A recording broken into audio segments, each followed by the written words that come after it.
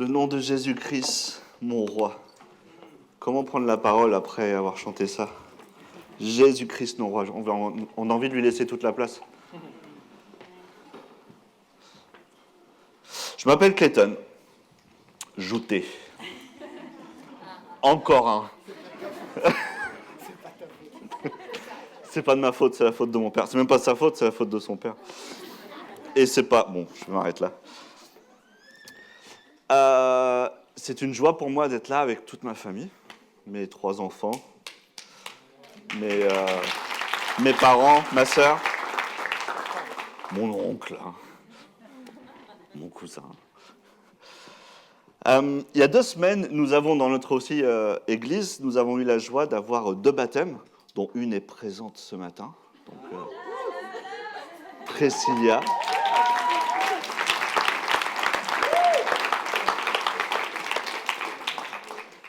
Elle n'aime pas du tout ça, c'est pour ça que je le mentionne. Le baptême d'eau. Nicole, elle est où? Là. Bonjour Nicole. Et Zacharie, là. Jour de fête. Oui, mais aussi jour d'obéissance. Et plutôt même jour d'obéissance. Quoi, quand, comment, pourquoi? On entend beaucoup parler de choses à propos du baptême, on entend plein de choses un peu partout. Eux, ils font comme ça, eux, ils font comme ça, eux, ils font plus. Eux, ils font ça tous les jours. On ne sait plus trop quoi penser du baptême. Et c'est un peu à l'image de notre monde. Il y a beaucoup de bruit, je trouve, dans ce monde. Beaucoup de bruit, un peu partout. Et c'est pas étonnant que beaucoup d'entre nous peinons à entendre la voix de Dieu et savoir quoi faire. Parce qu'on doit naviguer dans ce bruit. Alors que Dieu, généralement, il parle comme ça. Hé, Mathias. Et pourtant, dans la parole de Dieu, ce sujet, il est clair. Il est très clair. Je vais commencer par vous rappeler certaines vérités en citant 5 mauvaises conceptions que peut-être certains d'entre nous avons du baptême. Ok? Et je vais crier un grand faux à chaque fois. Je ne sais pas ceux qui, à mon âge, ils se rappellent d'un certain youtubeur à l'époque. Faux! Il y en a certains qui rigolent. Je vois l'âge, en fait. Ok, 1. Ce n'est qu'un symbole, ça ne fait rien, c'est juste montrer quelque chose. Faux. C'est un événement physique avec un effet surnaturel. Ce n'est pas qu'un symbole. Deuxième mauvaise conception, c'est seulement pour rendre témoignage. Faux. J'aime bien le dire. Je vais le dire 5 fois, mais... Un baptême peut exister sans témoin, à part celui qui baptise. À moins que... Rappelez-vous l'eunuque qui se fait baptiser par Philippe, tout seul, dans un peu d'eau, là. Heureusement, elle est meilleure, je pense, là. C'est enterrer mon péché, après avoir compris qu'on était pécheur, enterrer mon passé et donner un nouveau départ. Troisième mauvaise conception, on doit faire ça pour Dieu, pour lui faire plaisir.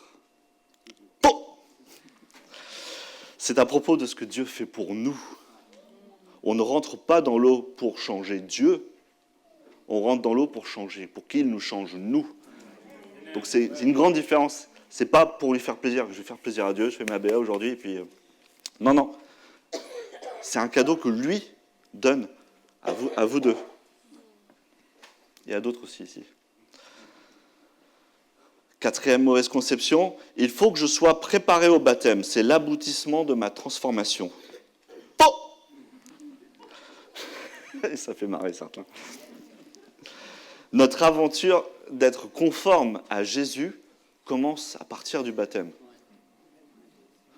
Alors je ne parle pas de discuter avec les futurs baptisés de s'ils ont bien compris ce qu'ils sont en train de faire. Je parle de la fausse idée que le baptême est un diplôme qu'on obtient une fois qu'on est un bon chrétien. Donc je suis désolé, si c'était ça qu'on pensait, je ne serais même pas qualifié. Même votre pasteur parfait ne serait pas qualifié, si c'était ce qu'on obtenait à la fin. D'ailleurs, le diplôme, un jour, on va l'obtenir, mais ça sera après, et ça sera par la voie de « Viens, fidèle serviteur, rentre dans la joie de ton maître ». Ou alors, on ne l'aura pas. Et ça sera fait. Il dira « Je ne te connais pas. T'es qui ?» Notre perfectionnement, ce que la Bible appelle notre sanctification, commence au moment où on prend notre baptême. On peut considérer que ça prend un peu avant, au moment où on a une repentance. Aujourd'hui, on a un peu un décalage, mais c'est vrai que traditionnellement, dans la parole de Dieu, les gens y crurent et furent baptisés immédiatement. Elle est où l'eau? Ok, 5e. Faux. J'ai dérapé, j'ai quitté la foi, maintenant que je suis revenu, je dois me refaire baptiser. Faux. Jésus a dit à Pierre, d'ailleurs dans Jean 13,10, « Tu as déjà pris un bain, j'ai juste besoin de te laver les pieds maintenant. » On a pris notre bain. Mais en marchant un peu dans ce monde, on salit les pieds. Ce monde, il est sale. Et on n'a pas besoin de reprendre un bain. On a juste besoin de laisser Jésus nous laver les pieds. On a besoin de revenir à Jésus avec repentance et avec humilité.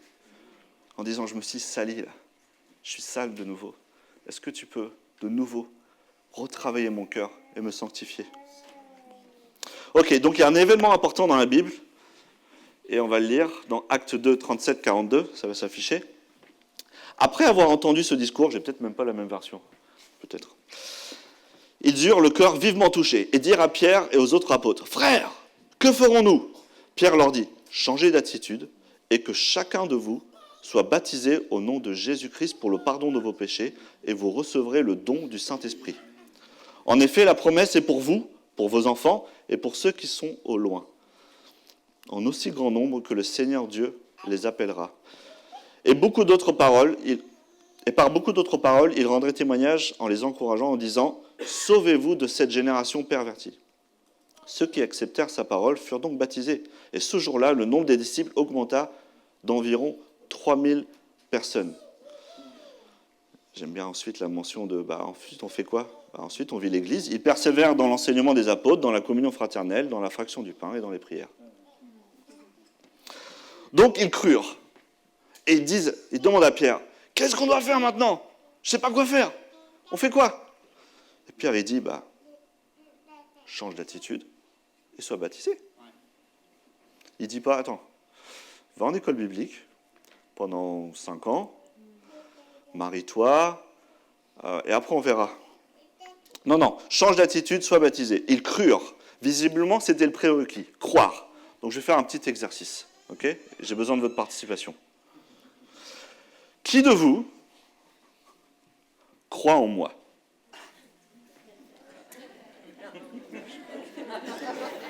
Là, il se marre, il disait, Coco, viens, on ne le connaît même pas. Il dit, qui croit en moi? Ouh là là, ça sent mauvais. J'ai mon cousin, là, je suis content. J'ai ma petite cousine, là. Même ma femme, elle n'a pas levé la main. Vous voyez? Elle s'est dit, ouais, bon, je suis venu en voiture avec toi. Ok, deuxième question. Qui de vous croit que j'existe? Ah, merci. Et même, il y en a certains, ils se disent... Faux. Tout le monde. Mais ça, par contre, ça ne va rien changer à votre vie. Ok? En revanche, croire en moi va vous faire prendre des risques, car le seul moyen de montrer que c'est vrai, que vous croyez en moi, c'est de faire des choses. Si quelqu'un, par exemple, monte dans ma voiture, c'est qu'il croit que j'ai la capacité de l'emmener en sécurité là où il doit aller. Donc il confie sa vie. Si quelqu'un se laisse opérer par un chirurgien, c'est qu'il croit en lui, parce que il va le laisser un peu s'endormir, et puis on n'est plus en contrôle de ce qui se passe. Donc il croit en sa capacité, en tout cas, à faire l'opération et à s'en sortir vivant. Croire en quelqu'un, ce n'est pas croire qu'il existe. C'est un acte de foi, de confiance. Confiez-moi tous vos biens, et ça sera un acte que vous croyez en moi. Vous croyez que je ne vais pas en faire n'importe quoi. Confiez-moi vos enfants pour que je les garde. Et là, ça sera un acte de confiance, que vous croyez en moi. Mais malheureusement, en tant qu'homme, ce n'est pas quelque chose qu'on peut donner facilement. Et donc, c'est prendre des risques. On passe des faits aux actes. Des faits de je croire à une existence, que Dieu existe, aux actes. C'est bien de confesser Jésus, qui est notre roi, qu'on vient de chanter, et vous l'avez tous, je pense, tous chanté. C'est bien de le confesser. Mais est-ce que vous croyez en lui? La foi mène aux actes. La foi dans la Bible, d'ailleurs, en hébreu, le mot foi n'est pas un mot C'est un mot, c'est une action. C'est un mot, c'est un verbe, comme nous on dit, un verbe à action. Donc c'est un acte. Quand tu dis à quelqu'un j'ai la foi, c'est que c'est une action d'avoir la foi. Le premier acte, notre premier acte de foi, c'est le baptême. Il n'y a pas besoin de se préparer à un baptême.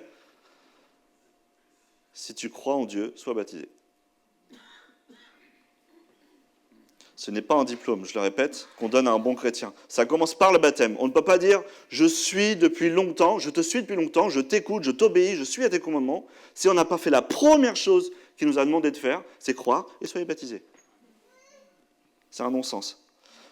Je vais lire 3 versets. Marc 16, 16. « Celui qui croira et qui sera baptisé sera sauvé. Mais celui qui ne croira pas sera condamné. » C'est assez radical, hein. Dieu était radical, hein. Acte 8, 12. « Mais quand ils eurent cru à Philippe, qui leur annonçait la bonne nouvelle du royaume de Dieu et du nom de Jésus-Christ, hommes et femmes se firent baptiser. » Hop, tout le monde. Acte 16, 31 et 33. « Crois au Seigneur Jésus et tu seras sauvé, toi et ta famille. » Aussitôt, il fut baptisé, lui et tous les siens. Aussitôt. Jésus, je crois en toi. Enterre ma vie passée et fais de moi une nouvelle créature. Vous êtes nés de nouveau, vous êtes sauvés, maintenant il faut agir. Le premier acte de votre confession, c'est le baptême d'eau. C'est ce qu'on va voir ce matin. Maintenant, si vous ne croyez pas que Jésus existe, posez-vous vraiment les questions et cherchez. Et je vous donne la garantie que si vous cherchez, vous trouverez. Il n'y a pas beaucoup de garanties que je peux vous donner dans la vie. Pas beaucoup. Mais celle-là, je vous en donne la garantie. Si vous ne croyez pas que Jésus existe, cherchez-le et vous le trouverez. 100% de garantie. Maintenant, si vous croyez que Jésus existe, mais que vous ne croyez pas en lui, au point de lui avoir confié votre vie, tous vos biens, toutes les décisions, tout ce qui s'ensuit, votre temps est compté. Ne jouez pas avec votre vie. Parce que vous n'êtes pas encore sauvé. Mais aujourd'hui est un jour merveilleux. Particulièrement pour moi, parce que c'est mon petit cousin et ma sœur en Christ. 2 personnes ont décidé d'obéir à leur foi, ne pas seulement le confesser, mais ils ont décidé d'agir en conséquence.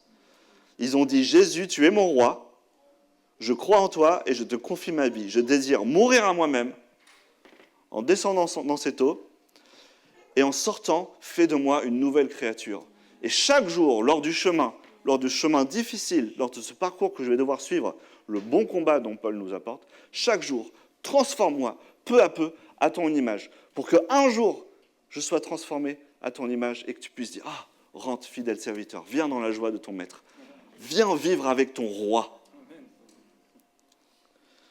Donc nous qui sommes tous ici, écoutons, regardons, et que cela soit un avertissement pour chacun d'entre nous, pour nous rappeler ce qu'on doit faire pour notre propre vie, nous rappeler peut-être la décision qu'on a prise avant, ou nous mettre au défi de prendre cette décision. Que Dieu vous bénisse. Bonjour à tous. Bonjour Evelyne. Bonjour à tous, amis, famille et frères et sœurs. Eh bien, écoutez, on est là aussi un peu pour ça ce matin, pour avoir le privilège d'être témoin, de voir des personnes suivre Jésus. Alors moi, je suis ravie d'appeler Nicole à mes côtés ce matin. On peut l'encourager. Et déjà, même si elle va se présenter à vous, un grand merci à Jérôme et Isabelle qui l'ont accompagnée sur ce chemin de la foi. Bienvenue ici, Nicole. Prête ? Oui. Bon.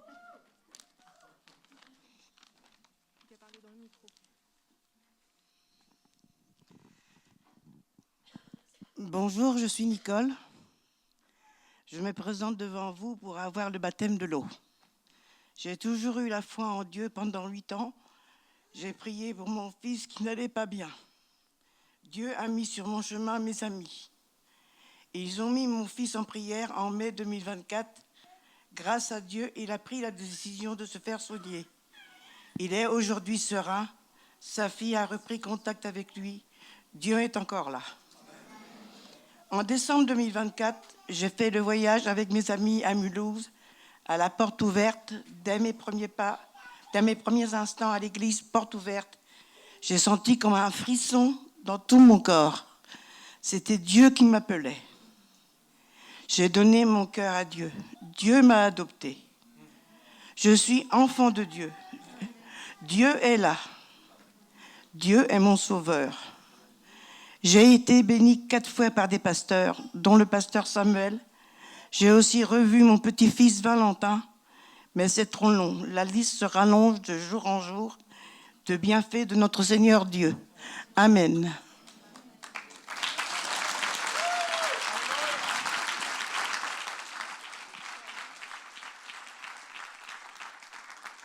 Bon, alors on y va. Hein, c'est ce moment tant attendu.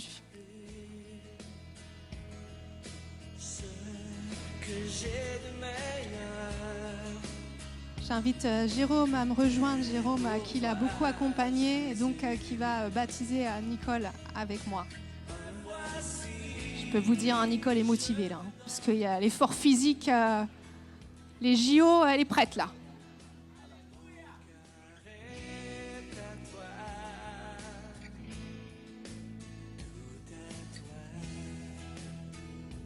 C'est la meilleure place là, Nicole?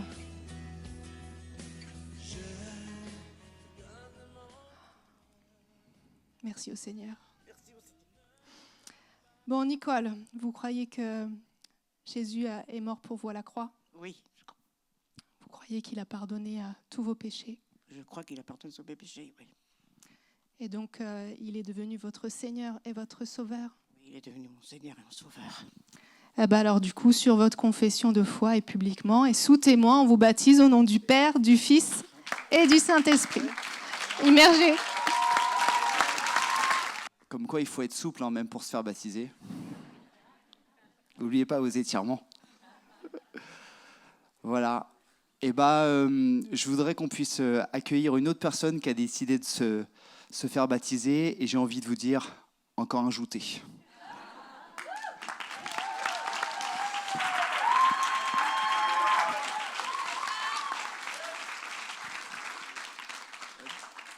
Bonjour, moi c'est Zachary Joutet, j'ai 12 ans et je vais vous dire pourquoi j'ai choisi de suivre Dieu. Déjà, dans le ventre de ma mère, Dieu avait posé sa main sur moi. Ma mère avait contracté la toxoplasmose pendant la grossesse, ce qui a mené une forte probabilité de malformation, voire d'interruption de grossesse. Mais Dieu s'est révélé à mes parents au travers des paroles d'un chant. Même si je suis fragile, même si c'est difficile, je chanterai gloire à l'Éternel, je chanterai louange à son nom. Ces paroles ont été une conviction de foi et me voilà arrivé, il y a 12 ans, en pleine forme.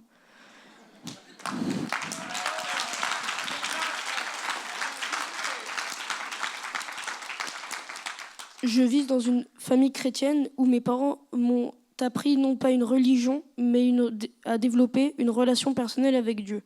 Je viens à l'église Vie et Foi depuis que je suis né, jusqu'au jour où, il y a 2 ans environ, un dimanche matin, comme tous les autres, je viens à l'église, je chante, et un moment je m'assois, et je sens une puissance en moi, comme si Dieu me disait « Tu viens tous les dimanches, tu chantes sans tenir compte des paroles, en vain. » Et depuis ce jour, je veux vraiment me faire baptiser pour pouvoir le suivre. Pour moi, Dieu est un Dieu d'amour en qui je peux me confier. Aujourd'hui, être baptisé comme acte d'obéissance et d'amour envers Dieu, il est mon Seigneur et mon Sauveur, je veux m'engager à le suivre toute ma vie.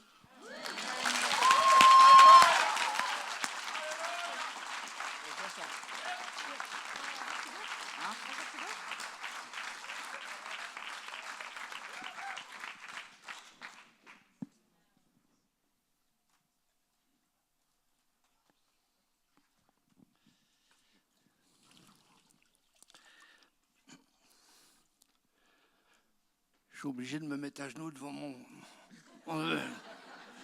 à un certain âge, j'ai besoin que quelqu'un me relève après. Zachary Joutet, tu crois que Jésus est venu sur terre pour Zacharie? Oui. qu'il est monté sur la croix pour le péché de Zacharie? Oui, mais pas que.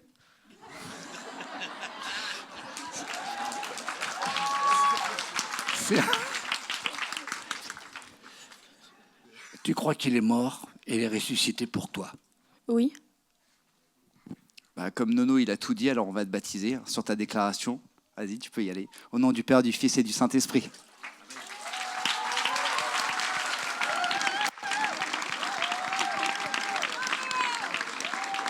Ok, je voudrais inviter Zacharie et Nicole à venir et j'aurais juste laissé la place à Marc Joutet, encore un autre. On est vraiment désolé pour ça. Et on voudrait avoir un temps de prière pour eux et je laisse la place à mon oncle partager. Simplement un petit mot. Non, pas un petit oui, un petit mot.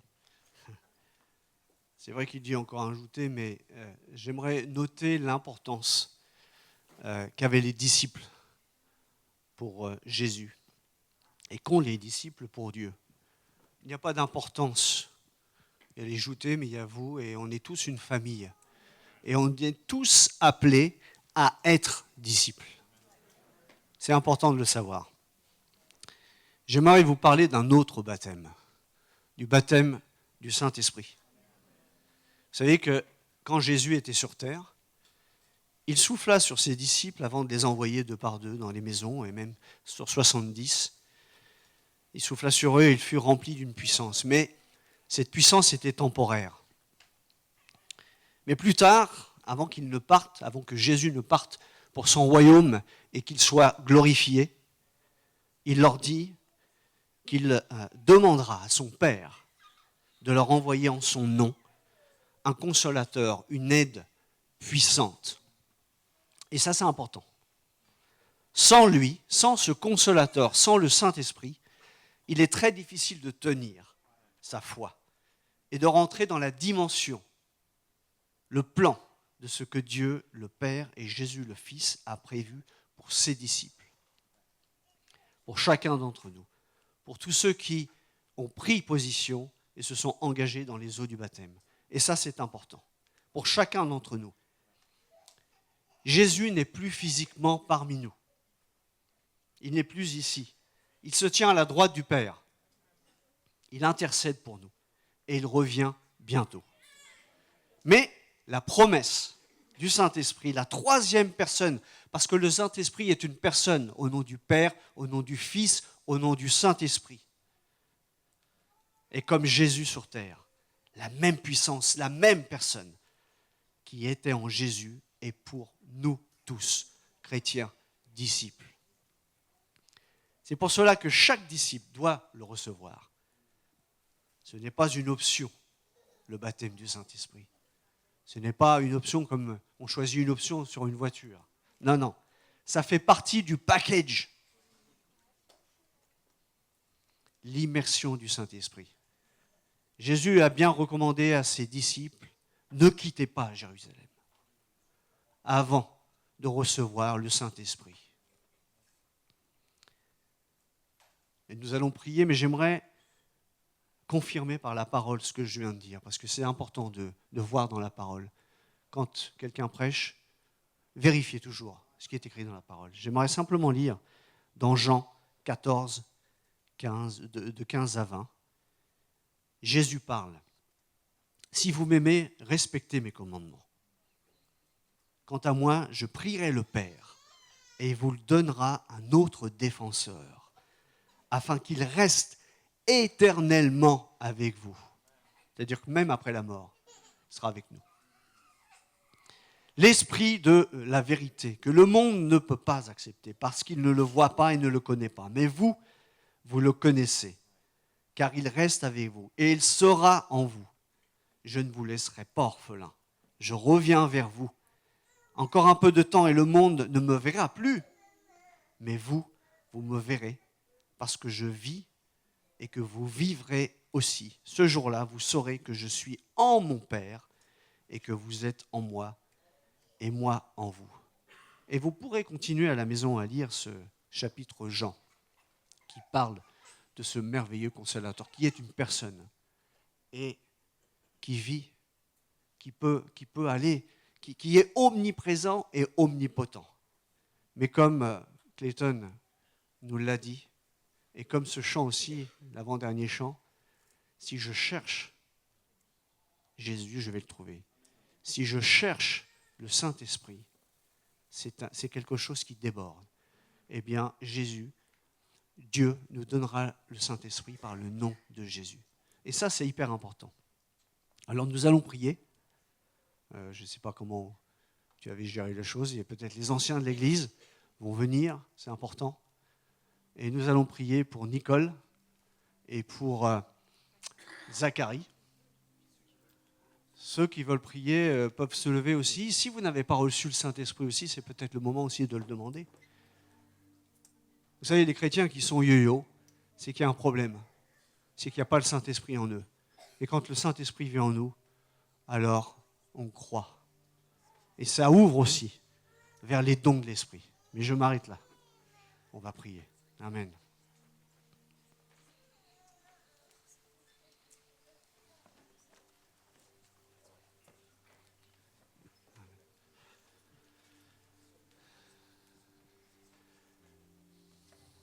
Amen. Merci Père pour l'obéissance de Zacharie, de Nicole. Merci parce que ça y est, ils sont sur la route, comme des disciples. Tu nous appelles tous à être des disciples. Tu nous appelles tous à prier les uns pour les autres, à être efficaces, à agir comme dans les actes des apôtres. Et ces temps ne sont pas des temps passés, ces temps sont des temps actuels. Et tu déverses ton Saint-Esprit aussi aujourd'hui sur ceux qui te cherchent, sur ceux qui se sont et celles qui se sont engagés pour toi.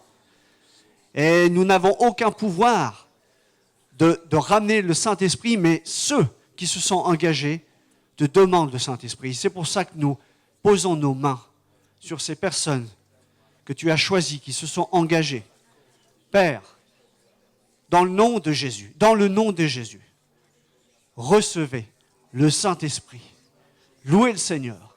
Recevez le Saint-Esprit. Dans le nom de Jésus. Cette puissance, cette personne qui va vous conduire, qui sera pour vous un consolateur, un aidant, qui sera une puissance en vous. Alléluia. Amen. Reçois le Saint-Esprit. Alléluia. Amen. Amen. Amen. Alléluia. Seigneur. Amen. On peut les encourager encore une fois.